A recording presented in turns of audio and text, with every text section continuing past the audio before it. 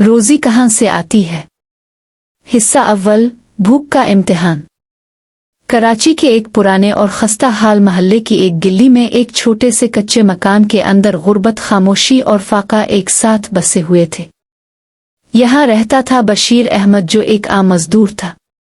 वो दिन भर काम की तलाश में मारा मारा फिरता और शाम को अगर कुछ हाथ आता तो घर में चूल्हा जलता। लेकिन पिछले कई दिनों से हालात बहुत बुरे थे। कारोबार बंद, मजदूरी बंद, फाका मुसलसल। बीवी नसीम और 2 बच्चे फरहान 7 साल और फातिमा 5 साल भूख से निढाल थे। एक दिन फातिमा ने भूखे पेट माँ से कहा, उम्मी रोटी कब मिलेगी? मेरा पेट दर्द कर रहा है। नसीम की आंखों में आंसू आ गए। इसने प्यार से फातिमा को गले लगाया और कहा, बेटा, अल्लाह रोजी देता है, वो हमें भी देगा, बस दुआ करो। हिस्सा दुवम, अल्लाह पर भरोसा। उसी दिन बशीर ने तंग आकर अपनी पुरानी जूती पहनी और एक बार फिर मजदूरी की तलाश में निकल पड़ा। दिल में अल्लाह का भरोसा था, लेकिन दुनिया की सख्ती ने ईमान को झंझोड़ रखा था। रास्ते में एक मस्जिद के बाहर बैठकर बशीर ने थोड़ा सा पानी पिया और आसमान की तरफ देखा। ए मेरे रब, मेरे बच्चे भूखे हैं, मेरे हाथ खाली हैं, लेकिन तेरा वदा सच्चा है। ताफ सबको देता है, मुझे भी अता फरमा। नमाज के बाद इमाम मस्जिद बाहर आए और बशीर को पहचान गए। वो इसके हालात जानते थे। उन्होंने कहा, बशीर भाई, एक काम है, अगर वक्त हो तो थोड़ी देर मस्जिद के सहन की सफाई में मदद कर दे। बशीर का चेहरा खिल उठा। वो फौरन तैयार हो गया। हिस्सा सिवम, पहली गैबी मदद। सफाई मुकम्मल हुई तो इमाम साहिब ने एक थैला लाकर बशीर के हाथ में दिया। इसमें आटा, चीनी, दाल और बच्चों के लिए बिस्कुट थे।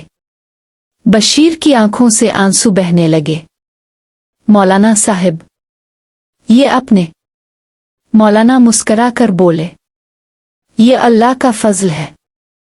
आज एक साहिब ने राशन मस्जिद में सदका दिया और कहा कि किसी जरूरतमंद को दे दें।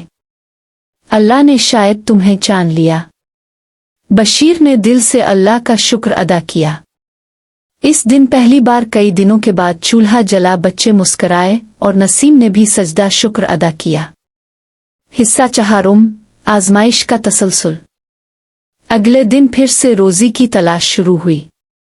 बशीर को एक बिल्डर के साथ एक दिन की मजदूरी मिल गई। काम सख्त था, लेकिन वो खुश था कि अल्लाह ने सुन लिया। मगर शाम को जब मजदूरी लेने गया तो ठेकेदार ने पैसे देने से इनकार कर दिया। कल आना। बशीर का दिल टूट गया।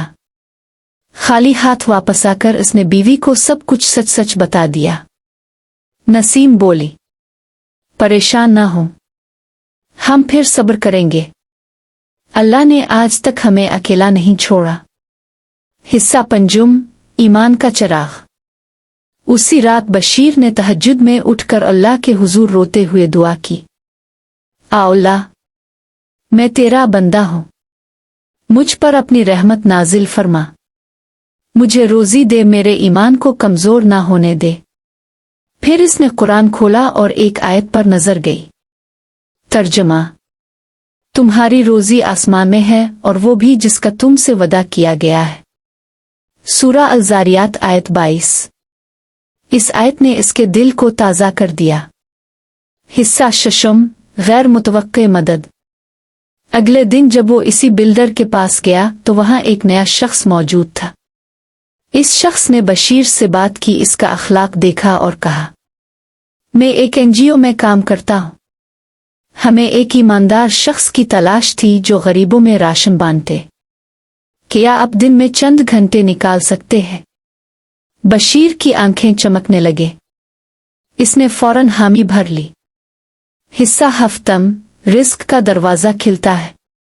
अब रोज बशीर को राशन पैकिंग, तकसीम और घरों तक पहुंचाने का काम मिल गया। तनख्वाह कलील थी लेकिन बाकायदा थी। कभी कभार इजाफी सदका भी आ जाता जो वो अपने और महल्ले के दीगर गरीबों में बांट देता।